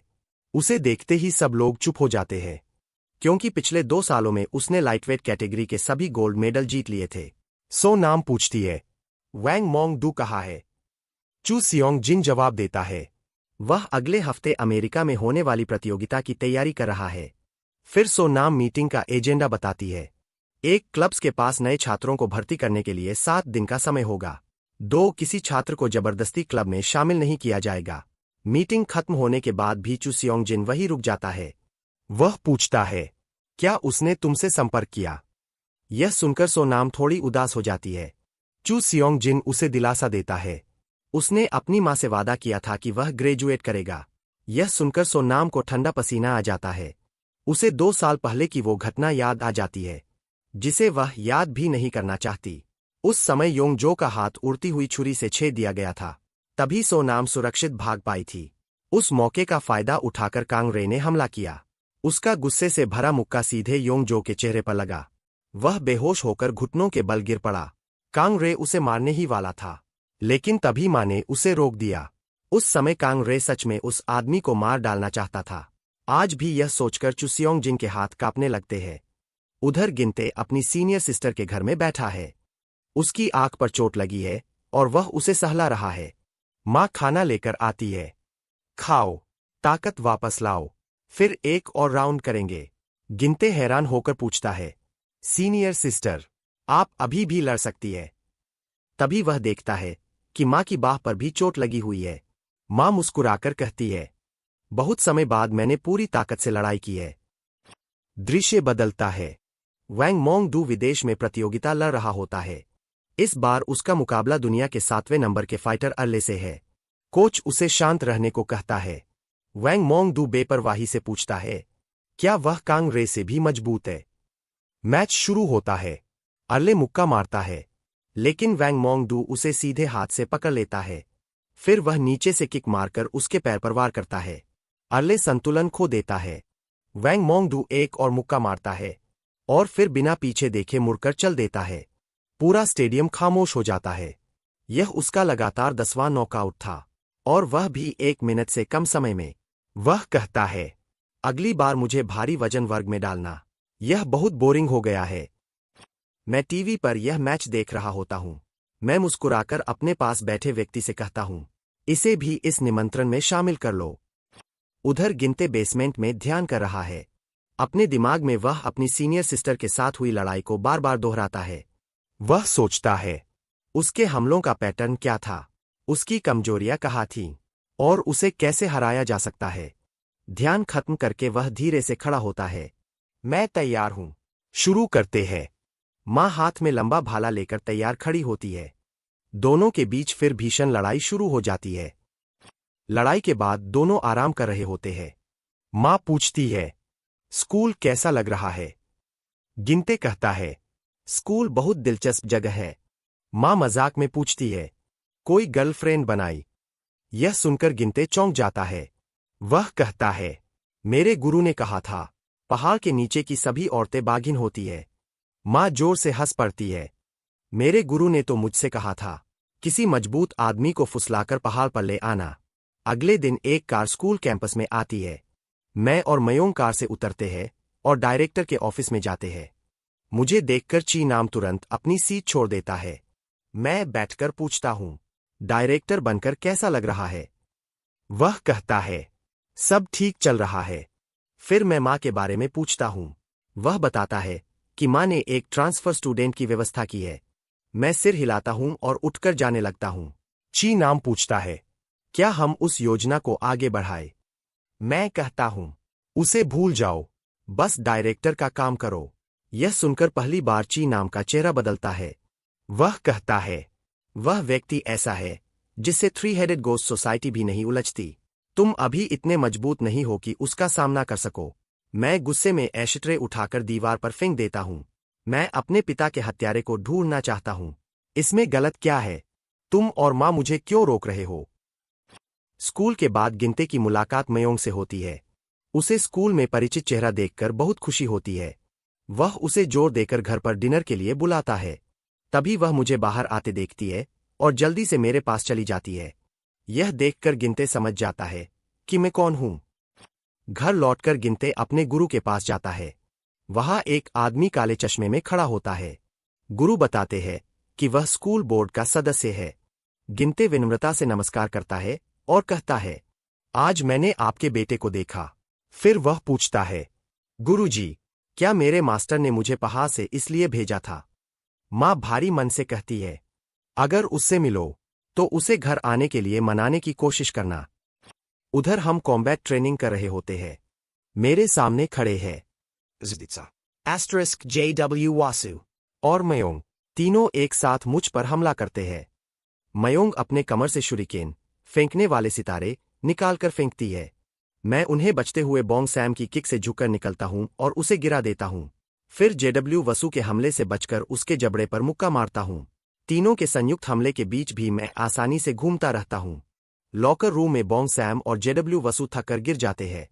मयोंग कहती है, सभी निमंत्रण भेज दिए गए हैं। दूसरी तरफ एफ नेशन के एक फेंसिंग जिम में दो लोग अभ्यास कर रहे होते हैं। कुछ ही वार में एक खिलाड़ी छाती पर वार खाकर हार जाता है। विजेता है जीनियस तलवारबाज JX। तभी कोई व्यक्ति अंदर आता है और उसे ड्रैगन चिन्ह वाला निमंत्रण देता है। JX उसे पढ़कर मुस्कुराता है। यही तो मैं इंतजार कर रहा था। उधर वैंग मोंग दू को भी फोन आता है। कोच कहता है, बॉस चाहता है कि तुम तुरंत घर लौटो। स्कूल में अचानक गिनते मुझे चुनौती देता है। पूरा स्कूल इस खबर से हिल जाता है। उसी समय वैंग मोंग डू क्लास में आता है और गिनते का सिर पकड़ लेता है। तुम जानते हो कांग रे कौन है? तभी गिनते अपना हाथ उसके पेट पर रखकर हल्का सा घुमाता है। अगले ही पल वैंग मोंग डू कई मीटर दूर उड़ जाता है। सब लोग हैरान रह जाते हैं। कुछ सेकंड बाद वह उठकर कहता है, दिलचस्प। पूरी क्लास में चर्चा शुरू हो जाती है। आखिर यह गिनते है कौन? पहले उसने स्कूल बॉस कांग रे को चुनौती दी और अब प्रोफेशनल फाइटर वैंग मोंग डू को भी पीछे धकेल दिया। तभी एक छात्र अंदर आता है और गिनते को एक दस्तावेज देता है और यहीं से कहानी का अगला बड़ा अध्याय शुरू होता है। यह वैंग मयोंग ड्यू और गिनते के बीच का चैलेंज एग्रीमेंट था। गिनते बिना हिचकिचाए तुरंत अपना नाम साइन कर देता है। फिर वह वैंग मोंग ड्यू से एक और कागज मांगता है क्योंकि वह कांग रे को भी चुनौती देना चाहता है। यह खबर पूरे स्कूल में बम की तरह फैल जाती है और बहुत सारे छात्र लड़ाई देखने के लिए इकट्ठा हो जाते हैं। घंटी बजते ही गिनते का बिजली जैसी तेज हाई राउंड हाउस किक सीधे वैंग मोंग ड्यू के सिर पर लगती है। धड़ाम! वैंग मोंग ड्यू जमीन पर गिर जाता है। सब हैरान रह जाते हैं। क्या लड़ाई शुरू होने से पहले ही खत्म हो गई? तभी गिनते दूसरी मंजिल पर खड़े मुझे देखता है और उंगली से इशारा करता है। लेकिन उसके पीछे वैंग मोंग ड्यू फिर से खड़ा हो जाता है। वह चिल्लाता है, ए बच्चे, कहाँ देख रहा है? और तुरंत गिनते पर झपट पड़ता है। गिनते मुश्किल से उसका लेफ्ट हुक बचाता है, लेकिन अगले ही पल वैंग मोंगड्यू उसका पैर पकड़ लेता है और जोर से फेंककर उसे जमीन पर गिरा देता है। वह तुरंत उसके ऊपर चढ़कर ग्राउंड फाइटिंग शुरू कर देता है। सबको लगता है कि अब गिनते हार गया, क्योंकि ग्राउंड टेक्निक एमएमए फाइटर की खासियत होती है। लेकिन गिनते के चेहरे पर जरा भी डर नहीं था। वैंग मोंगड्यू लगातार मुक्के बरसाता है। कोच को डर होता है कि कहीं कोई हादसा न हो जाए, इसलिए वह मैच रोकने के लिए चिल्लाता है। तभी सबको पता चलता है, गिनते को एक भी चोट नहीं लगी। वैंग मोंगड्यू के सारे मुक्के उसने सिर्फ सिर हिलाकर बचा लिए थे। गुस्से में वैंग मोंगड्यू दोनों मुट्ठियां ऊपर उठाकर जोर से नीचे मारने जाता है। अगर यह वार लगता तो सिर तरबूज की तरह फट जाता। आखिरी पल में गिनते अपना घुटना उसके कमर के नीचे मारता है। संतुलन बिगड़ते ही गिनते जमीन से ही उसके सिर पर किक मार देता है। 5 मिनट के अंदर ही उसने वैंग मोंगड्यू को 2 बार गिरा दिया। उसकी यह भयानक ताकत देखकर बहुत उत्साहित हो जाता हूं। वैंग मोंगड्यू फिर से उठता है। वह गहरी सांस लेता है और कहता है, मैं अब किसी का सीढ़ी नहीं बनना चाहता। वह एक और हाई किक मारता है, लेकिन गिनते बैकफ्लिप करके बच जाता है और हवा में ही उसके गाल पर किक मार देता है। जमीन पर उतरते ही गिनते अपने हाथ को टाइगर क्लॉ की तरह मोड़कर उसके पेट पर वार करता है। वैंग मोंगड्यू कई मीटर पीछे लड़खड़ाता है, फिर एकदम स्थिर हो जाता है। गिनते आराम से उसके पास जाता है और हल्का सा धक्का देता है। धड़ाम! वैंग मोंगड्यू जमीन पर गिर जाता है। वह बेहोश हो चुका था। गिनते जीतने के बाद भी मुझे ढूंढता है, लेकिन मैं वहां से जा चुका होता हूं। कार में बैठकर मैं मयोंग से कहता हूं कि गिनते को निमंत्रण भेजा जाए। मयोंग हिचकिचाकर कहती है, मैं गिनते को कंट्रोल नहीं कर सकती। वह सिर्फ अपने मास्टर की बात मानता है। मैं तुरंत बोंग सैम से कहता हूं, गाड़ी घुमाओ, घर चलते हैं। 2 साल बाद मैं पहली बार घर लौट रहा था। घर पहुंचकर मैं सीधे मां से पूछता हूं, यह गिनते कौन है जिसे आप वापस लाई है? मां कहती है, उससे उलझना मत, तुम उसे हरा नहीं सकते। यह सुनकर मैं और जिद्दी हो जाता हूं। मां कहती है, अगर तुम गिनते को हरा दो तो मैं तुम्हें तुम्हारे पिता के हत्यारे के बारे में सब बता दूंगी। उधर एस नेशन के पहाड़ों में लीजन हो नाम का आदमी एक रहस्यमय व्यक्ति से मिलने जा रहा होता है। वह 10,000 ब्लेड्स गैंग का युवा मालिक है। उसके पिता ने उसे बार बार चेतावनी दी थी, उस व्यक्ति के सामने हमेशा अत्यधिक विनम्र रहना। वह झुककर कहता है, सीनियर, मैं लीजन हो हूं, आपको प्रणाम करता हूं। उसके सामने बैठा बूढ़ा आदमी बेहद दुबला था, लेकिन उसकी आंखें चील जैसी तेज थीं। वह ठंडे स्वर में कहता है, अगर तुम्हारे पास अच्छा कारण नहीं है तो तुम यही मरोगे। डरते हुए लीजन हो कहता है, एच नेशन में एक दिलचस्प टूर्नामेंट होने वाला है, जिसका इनाम बहुत बड़ा है। बूढ़ा आदमी हंसता है और अचानक उसके पास आ जाता है। उसकी उंगलियां लीजन हो की गर्दन में आधा सेंटीमीटर धंस जाती है। वह कहता है, क्या तुम मुझे अपने घटिया झगड़ों में घसीटना चाहते हो? लीजन हो डरकर बोलता है, अर्थ टाइगर ग्रुप भी इसमें भाग ले रहा है। यह सुनते ही बूढ़े के चेहरे का भाव बदल जाता है, तो मार्शल लिनिएज की लड़की भी आएगी। पुष्टि मिलने के बाद वह लीजन हो को छोड़ देता है। लीजन हो पसीने से भीग जाता है, जैसे अभी अभी मौत के दरवाजे से लौटा हो। फिर कहानी हमें मां के अतीत में ले जाती है।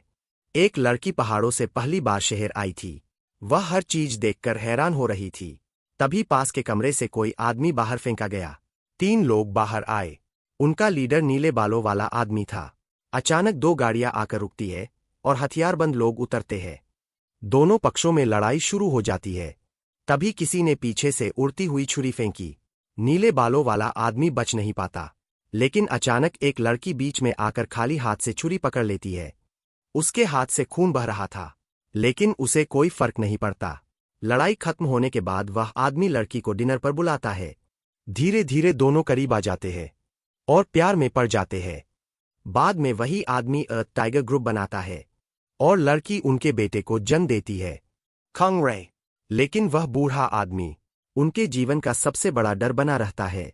एक दिन पिता उस बूढ़े का सामना करने जाते हैं और कभी वापस नहीं लौटते। उनके बेटे कांग रे ने अपने पिता के हत्यारे को ढूंढने के लिए दुनिया के सबसे खतरनाक योद्धाओं का टूर्नामेंट आयोजित किया। इसमें शामिल है JXF नेशन का जीनियस तलवारबाज, मास्टर शिन आर नेशन का ninjutsu grand master, Gracie Brazilian jiu-jitsu master, legion हो 10,000 ब्लेड्स गैंग का वारिस और कई रहस्यमय योद्धा। कांग रे जानता है उसके पिता का हत्यारा इन्हीं में से कोई है। इस बीच माँ और मास्टर शिन आमने सामने आते हैं। शिन कहता है, मैं टूर्नामेंट के लिए नहीं आया, मैं मार्शल लिनिएज के उत्तराधिकारी को चुनौती देने आया हूं। माँ उसकी चुनौती स्वीकार कर लेती है।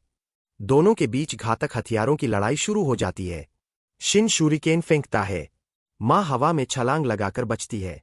फिर वह अपनी बेल्ट से एक खास हथियार निकालती है जो चाबुक से तलवार में बदल जाता है। उधर गिनते को भी निमंत्रण मिलता है। मयोंग उसे लेकर हवाई जहाज से टूर्नामेंट के लिए जा रही होती है। मयोंग चिंतित है, लेकिन गिनते बहुत उत्साहित है क्योंकि यह उसकी पहली फ्लाइट थी। वह मुस्कुराकर कहता है, मयोंग, चिंता मत करो। और यहीं से शुरू होती है दुनिया के सबसे खतरनाक फाइटर्स की लड़ाई। मैं किसी कहानी को जैसा है वैसा अनुवाद कर सकता हूं, लेकिन इसमें बहुत ज्यादा ग्राफिक हिंसा, खासकर अंत में, है।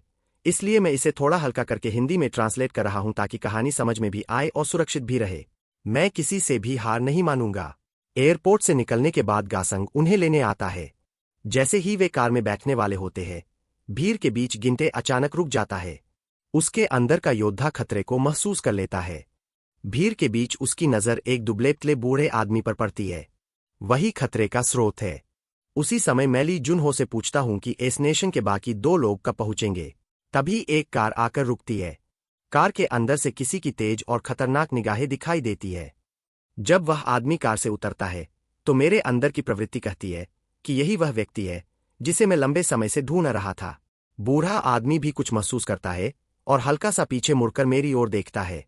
वह मुस्कुराकर सोचता है, दिलचस्प है यह युवा लड़का। उस बूढ़े को देखने के बाद गिनते का मन शांत नहीं हो पाता। तभी उसका गुरु उसके पास आता है और उसके साथ शिन भी होता है। गिनते को शिन की पहचान जानने की जिज्ञासा होती है। गुरु बताता है कि वह उसका स्पैरिंग पार्टनर है। शिन आंखें बंद करके शांत बैठा रहता है। गुरु, जो अभी तक नरम स्वभाव की थी, अचानक ठंडी नजरों से कहती है, तुम किस बात का इंतजार कर रहे हो? यह सुनते ही शिन को पिछली लड़ाई याद आ जाती है। उसने अचानक कई हथियार फेंके। माँ ने आते हुए कुनाई को देखा और एक ही वार में उन्हें काट दिया। फिर शिन की उड़ती हुई दरांती उनकी तरफ बढ़ी। माँ ने उसे चकमा दिया और सीधे शिन की ओर दौड़ी, लेकिन दरांती अचानक वापस घूम कर आ गई। माँ ने एक हाथ से उसकी चेन पकड़ ली और तुरंत अपनी तलवार शिन की ओर फेंक दी। जबरदस्त ताकत से वह दीवार से जा टकराया। शिन दर्द सहते हुए तलवार निकालने ही वाला था कि उसने ऊपर देखा। माँ गायब हो चुकी थी। अगले ही पल उसकी गर्दन पर ठंडक महसूस हुई। माँ की लचीली तलवार उसकी गर्दन पर थी। यह लड़ाई शिन पूरी तरह हार चुका था। यह याद आते ही शिन गिनते को झुककर नमस्कार करता है। मार्शल वंश के वर्तमान उत्तराधिकारी को प्रणाम। अगले दिन सभी प्रतिभागी प्रतियोगिता स्थल पर पहुंच जाते हैं। इस प्रतियोगिता में कोई नियम नहीं है। हर कोई अपना प्रतिद्वंद्वी खुद चुन सकता है। जो आखिर तक खड़ा रहेगा वही विजेता होगा। हर मैच की कुल इनामी राशि का 10% विजेता को मिलेगा। ग्रेसी मेरी ओर इशारा करके कहता है, मैं इस बच्चे को चुनता हूं। उसे लगता है कि मैं यहां सबसे कमजोर हूं। कम आका जाना मुझे बुरा नहीं लगता। मैं बस हल्की ठंडी मुस्कान देता हूं। दूसरी तरफ शिन वोंग योंग के सामने जाकर झुकता है। शिनोबी वंश का उत्तराधिकारी। दिलचस्प।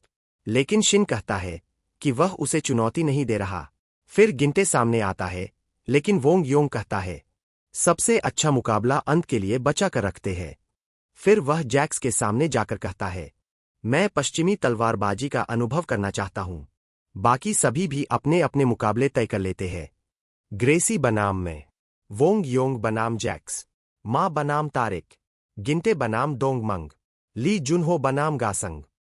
पहला मुकाबला मेरा और ग्रेसी का होता है।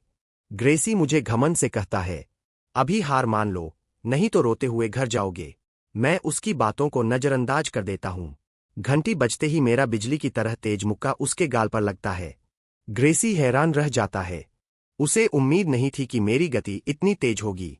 कुछ ही पलों में वह जमीन पर गिर जाता है। पहला मैच मैं जीत जाता हूं। इसके बाद दूसरा मुकाबला शुरू होता है। रहस्यमय बूढ़ा वोंग योंग बनाम जीनियस तलवारबाज जैक्स। शुरुआत में जैक्स उसका मजाक उड़ाता है, तुम्हारी उम्र में लड़ाई क्यों कर रहे हो? वोंग योंग बस हल्की मुस्कान देता है और कहता है, अपनी पूरी ताकत लगा देना। जैक्स तेजी से हमला करता है, लेकिन वोंग योंग हर वार को आसानी से टाल देता है। जैक्स समझ ही नहीं पाता कि वह कैसे बच रहा है। कुछ ही देर में जैक्स पूरी तरह हार मान लेता है। बाकी मुकाबले भी शुरू होते हैं। गिंटे और डोंग मंग के बीच जबरदस्त लड़ाई होती है। आखिरकार गिंटे उसे हरा देता है। सभी उसकी ताकत देखकर हैरान रह जाते हैं, लेकिन किसी को पता नहीं चलता कि वोंग योंग की आंखों में एक खतरनाक चमक उभर रही है। इसके बाद माँ और तारिक की लड़ाई होती है। तारिक 2 कुल्हाड़ियों के साथ हमला करता है। माँ फुर्ती से हर वार से बचती है और अपनी लचीली तलवार से जवाब देती है। काफी देर तक दोनों के बीच भयंकर मुकाबला चलता है। आखिरकार माँ अपनी तलवार तारिक की गर्दन के पास लपेट देती है। तारिक को रुकना पड़ता है। यह मुकाबला माँ जीत जाती है। अगले राउंड के मैच तय होते हैं। मैं बनाम गिंटे, ली जुनहो बनाम माँ। वोंग योंग को इस राउंड में सीधा अगला मौका मिलता है, लेकिन उसी समय एक और डरावनी घटना होने वाली है, क्योंकि वोंग योंग गासन के कमरे की ओर बढ़ रहा है। गासन तुरंत खड़ा हो जाता है। वोंग योंग पहले ही दरवाजा खोलकर कमरे में प्रवेश कर चुका होता है। सर, मैं आपके लिए क्या कर सकता हूं? इस पागल आदमी के सामने गासन घबराते हुए पूछता है। वोंग योंग ठंडे स्वर में कहता है, 2 काम है। पहला, मेरे कमरे में जो लाश है उसे ठिकाने लगाओ। दूसरा, मुझे सभी प्रतियोगियों के पते बताओ। गासन समझ नहीं पाता कि यह पागल क्या चाहता है। वह टालते हुए कहता है, प्रतियोगियों की जानकारी गोपनीय है। अचानक वोंग योंग झपटता है। गासन को हथियार निकालने का भी समय नहीं मिलता। वोंग योंग उसे पकड़कर दीवार से दे मारता है। जब मैं, वोंग योंग, कुछ जानना चाहता हूं तो कोई मुझे मना नहीं करता। खून की गंध से उसका खून उबल रहा था। वह 2 दिन बाद होने वाले मैच का इंतजार भी नहीं कर पा रहा था। उधर ग्रेसी और तारिक अस्पताल से लौटे ही थे। ग्रेसी शिकायत करता है कि इस बार उसे कुछ भी हासिल नहीं हुआ। उसी समय चुप बैठे तारिक अचानक मुड़ता है, अपनी कुल्हाड़ियां उठाता है और लड़ाई की मुद्रा में आ जाता है। परछाइयों से वोंग योंग बाहर आता है। ग्रेसी हैरान होकर तारिक की तरफ देखता है। तारिक कहता है, जब तुम बेहोश थे तब बहुत कुछ हुआ। जेक्स को वोंग योंग ने मार दिया। फिर वह पूछता है, तुम हमारे पीछे क्यों आए हो? हम तो प्रतियोगिता से बाहर हो चुके हैं। वोंग योंग ठंडी हंसी के साथ कहता है, कोई खास वजह नहीं, तुम बस पास में थे। उधर होटल में, जहां मां आराम कर रही है, मैं अपने मन का सवाल पूछता हूं, क्या पिताजी को वोंग योंग ने मारा था? मां कुछ नहीं बोलती, लेकिन उसके चेहरे को देखकर मुझे जवाब मिल जाता है। मैं मुड़कर जाने लगता हूं। मां कहती है, मैं तुम्हें वोंग योंग का सामना नहीं करने दूंगी। गिंटे उसे हराएगा। मैं गिंटे की ओर बस एक नजर डालता हूं। होटल के बाहर बोंग सैम और जे वासु आराम से बातें कर रहे होते हैं। अचानक वोंग योंग उनके सामने प्रकट हो जाता है। उसका शरीर खून से सना होता है और चेहरा पागलों जैसा लगता है। दोनों समझ जाते हैं कि सामने खड़ा बूढ़ा आदमी बेहद खतरनाक है। वे एक दूसरे से कहते हैं कि बॉस को खबर कर दो। वोंग योंग हंसते हुए कहता है, बहस मत करो, तुम दोनों साथ में नर्क की राह पर चलोगे। बोंग सैम और जे वासु दोनों हथियार निकालकर दोनों तरफ से हमला करते हैं, लेकिन वोंग योंग भूत जैसी गति से उनके हमलों से बच जाता है। उसका पंजा जे वासु के पेट में धंस जाता है। दूसरी तरफ वह बोंग सैम को जोर से लात मारता है। एक ही पल में दोनों बुरी तरह घायल हो जाते हैं। वोंग योंग फिर से हमला करता है। बोंग सैम किसी तरह जे वासु को बचाने की कोशिश करता है, लेकिन दोनों मिलकर भी उसका मुकाबला नहीं कर पाते। कुछ ही क्षणों में वे दोनों लड़ने की हालत में नहीं रहते। तभी हवा में तेज आवाज गूंजती है, फेंके गए डार्ट्स की आवाज। वोंग योंग पीछे हटकर उन्हें बचाता है। वह देखता है, यह मायोंग है, एक लड़की जो निंजुत्सु जानती है। वह उसकी तरफ बढ़ता है। जे वासु चिल्लाता है, मायोंग भागो। मायोंग अपनी तेज निंजा चालों से कुछ हमले बचा लेती है, लेकिन कुछ ही पलों में वह भी खतरे में पड़ जाती है। उसी समय एक व्यक्ति हवा में छलांग लगाकर वोंग योंग पर हमला करता है। वह मैं हूं। मैं उसे सांस लेने का मौका नहीं देता और लगातार हमला करता हूं, लेकिन अचानक उसका पंजा मेरे पेट पर लगता है। जबरदस्त ताकत से मैं कई कदम पीछे जा गिरता हूं। यह बूढ़ा सच में बहुत शक्तिशाली है। मैं फिर हमला करता हूं, लेकिन मैं उसे छू भी नहीं पाता। वह मेरी कलाई पकड़कर मेरे चेहरे पर वार करता है, लेकिन यही मौका मैं चाहता था। मैं उसके कपड़े पकड़ लेता हूं। अब पकड़ा गया। मैं सिर पीछे ले जाकर जोर से उसके माथे पर हेडबट मारता हूं। वोंग योंग लड़खड़ा जाता है। फिर वह क्रोधित हो जाता है। कई सालों बाद किसी ने मुझे खून बहाने पर मजबूर किया है। वह मेरे गले की ओर पंजा मारता है। मेरे दिमाग में सिर्फ एक शब्द आता है, भागो। लेकिन मेरा शरीर हिल भी नहीं पाता। तभी एक उड़ती हुई दरांती वोंग योंग की ओर आती है। उसे पीछे हटना पड़ता है। शिन और कोंग शिन्हा हमें बचाने के लिए पहुंच चुके होते हैं, लेकिन मैं उन्हें रोक देता हूं। इस आदमी को मैं खुद खत्म करूंगा, वोंग योंग हंसकर कहता है। यह लड़का उसी आदमी का बेटा है, ए ना। मैंने उसी हाथ से उसके दिल को निकाला था। यह सुनकर मेरे अंदर गुस्से की आग भड़क उठती है। गिनते भी कूदकर वोंग योंग पर हमला करता है। कुछ पल के लिए सब मिलकर उससे लड़ते हैं, लेकिन तभी दूर से पुलिस की सायरन की आवाज आने लगती है। वोंग योंग हंसते हुए कहता है, आज के लिए तुम सब जिंदा रहो, मैं जल्द ही वापस आऊंगा।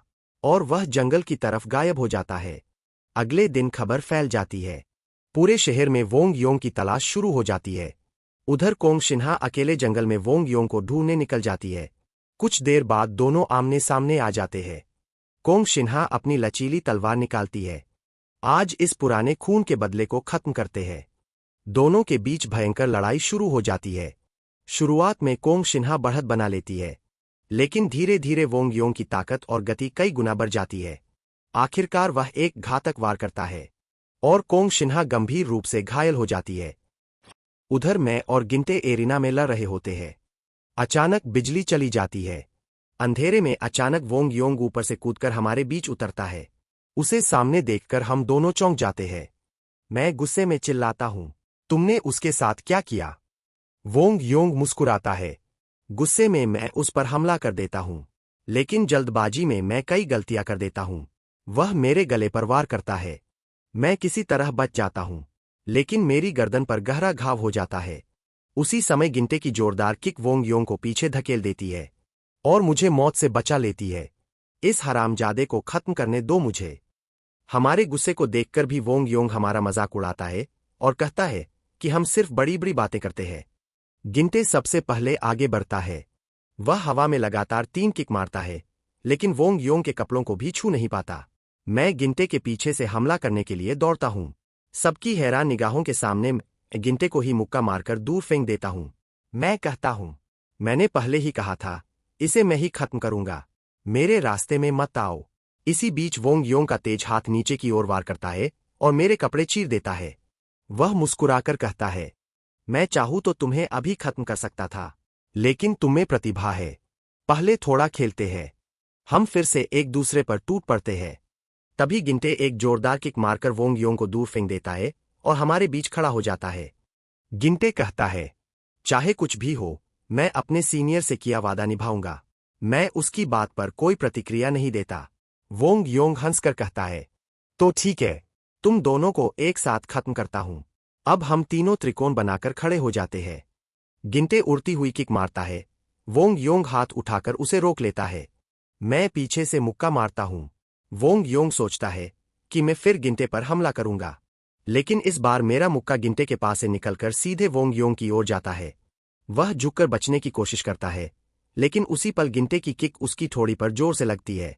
मैं मौका देखकर उसे एक और मुक्का मारता हूं। हम दोनों के संयुक्त हमले से वोंग योंग 10 मीटर से भी ज्यादा पीछे जा गिरता है। वह गुस्से से चिल्लाता है, तुम दोनों बच्चे मुझे खिलौना समझते हो। मैं बिना कुछ कहे फिर हमला करता हूं। अचानक वोंग योंग बिजली की तरह मेरे पीछे आ जाता है। वह मेरे जबड़े पर मुक्का मारता है और फिर किक घुमाता है। उसी समय गिनते ऊपर से हमला करता है। मैं मौका देखकर उसके चेहरे पर घुटना मारता हूं। गिनते हवा में घूमकर एक और किक मारता है। वोंग योंग जमीन पर गिर पड़ता है। हम दोनों कुछ पल सांस लेते हैं, लेकिन तभी वोंग योंग फिर खड़ा हो जाता है। वह हंसते हुए कहता है, इतनी मजेदार लड़ाई मैंने पहले कभी नहीं लड़ी। मैं और गिनते दोनों सोचते हैं, क्या यह आदमी इंसान है या राक्षस? खून से लथपथ वोंग योंग फिर से हमला करता है। उधर पुलिस एरिना के अंदर पहुंच चुकी होती है। वे एक कमरे का दरवाजा तोड़ते हैं। अंदर का दृश्य देखकर सब दंग रह जाते हैं। जमीन पर 3 लाशें पड़ी होती है। ली जन हो, ली सॉन और योंग जो। मॉनिटर पर हमारी और वोंग योंग की लड़ाई दिखाई दे रही होती है। लड़ाई के दौरान वोंग योंग अचानक गिनते की ओर बढ़ता है। इस बार उसकी गति पहले से कई गुना तेज होती है। गिनते प्रतिक्रिया नहीं कर पाता और उसका वार गिनते के पेट में जा लगता है। मैं गुस्से में चिल्लाता हूं और वोंग योंग को मुक्का मारता हूं। वह हंसकर कहता है, तुम अपने माता पिता से भी ज्यादा दिलचस्प हो। गिनते घुटनों के बल गिर जाता है। मैं कहता हूं, वहीं रुको, अब बीच में मत आना। फिर मैं वोंग योंग से आखिरी बार पूछता हूं, मेरी माँ के साथ तुमने क्या किया? वोंग योंग पागलों की तरह हंसता है। जानना है तो मुझे मारो, फिर जाकर उसे ढूंढना। हम फिर से लड़ाई शुरू करते हैं। लगातार वार झेलने के बाद वोंग योंग कमजोर पड़ने लगता है। मैं अंतिम वार करने ही वाला होता हूं कि गिनते उसका पैर पकड़ लेता है। मैं जोरदार मुक्का मारता हूं। वोंग योंग सीधे जमीन पर गिर जाता है। मैं उस पर लगातार मुक्के बरसाने लगता हूं। मर जा। तभी गिनते मेरा हाथ पकड़ लेता है। बस करो, वह मर चुका है। जल्दी जाकर उसे ढूंढो। लेकिन मैं रुकता नहीं। मैं उसके सीने पर फिर से मुक्के मारता हूं। अचानक वोंग योंग खांसते हुए होश में आ जाता है। वह बड़बड़ाता है, मैं कहाँ हूं? मैं उसका कॉलर पकड़कर उसे उठा लेता हूं। तुम इतनी आसानी से नहीं मर सकते। मैं उसे दीवार से दे मारता हूं और फिर घुटना उसके चेहरे पर मारता हूं। इसी समय पुलिस अंदर घुसती है और चिल्लाती है, रुक जाओ। लेकिन मैं गुस्से में कुछ नहीं सुनता। तभी गिनते मेरे सामने आकर खड़ा हो जाता है। मैंने वादा किया है, मैं तुम्हारी रक्षा करूंगा। उसी समय कांग शिन्हा अंदर आती है। शिन उसे सहारा देकर ला रहा होता है। असल में जंगल में जब वह खतरे में पड़ी थी, पुलिस ट्रैकिंग डॉग्स के साथ वहां पहुंच गई थी और वोंग योंग भाग गया था। बाद में शिन ने उसे बचाया। मां को सुरक्षित देखकर मैं तुरंत शांत हो जाता हूं। कांग शिन्हा आगे बढ़ती है और वोंग योंग के सामने तलवार घोंप देती है। वह कहती है, सुन लो सब लोग, इस आदमी को मैंने मारा है। इसके बाद सभी को पुलिस हिरासत में ले लिया जाता है। 3 महीने बाद कांग शिन्हा का मुकदमा आर्नेशन की अदालत में चलता है। अभियोजन पक्ष उस पर हत्या और अवैध लड़ाई आयोजित करने का आरोप लगाता है और मौत की सजा की मांग करता है। लेकिन बचाव पक्ष कहता है कि असली अपराधी वोंग योंग था। मामला बड़ा और विवादित होने के कारण सुनवाई टाल दी जाती है। मुझे एच नेशन वापस भेज दिया जाता है। मेरे मुकदमे में फैसला सुनाया जाता है। अवैध लड़ाई आयोजित करने का दोषी, लेकिन पहली बार अपराध होने और अर्थ टाइगर ग्रुप के योगदान को देखते हुए मुझ पर 70 लाख का जुर्माना और 120 घंटे सामुदायिक सेवा की सजा दी जाती है। लेकिन मैं अचानक जज को रोक देता हूं। मैं कहता हूं, वोंग योंग को मैंने मारा था। समय बीतता है। शरद ऋतु खत्म होती है और सर्दी आ जाती है। कांग शिन्हा आर्नेशन की जेल से बाहर निकलती है। बाहर चील नाम और बाकी लोग उसका इंतजार कर रहे होते हैं। वह पूछती है, कांग रे कैसा है? जवाब मिलता है, 7 साल की सजा, यही हम कम करवा पाए। दूर पहाड़ों में गिनते ट्रेनिंग कर रहा होता है। मायोंग वहां आती है। फिर एक और व्यक्ति सामने आता है, वोंग मायोंग डुओ। वह पूछता है, अगर मैं यहां ट्रेनिंग करूं तो क्या मैं और मजबूत बन सकता हूं? एक हाई सिक्योरिटी जेल में नए कैदी लाए जाते हैं। गार्ड मजाक उड़ाता है, जो भी यहां आता है सब कचरा होता है। लेकिन अंदर का दृश्य देखकर वह चौंक जाता है। कैदियों का एक समूह एक साथ झुककर कहता है, नमस्ते बॉस। यहीं पे हमारा फर्स्ट सीज़न ख़त्म होता है और जल्दी नेक्स्ट सीज़न आएगा। मिलते हैं आपसे नेक्स्ट सीज़न में।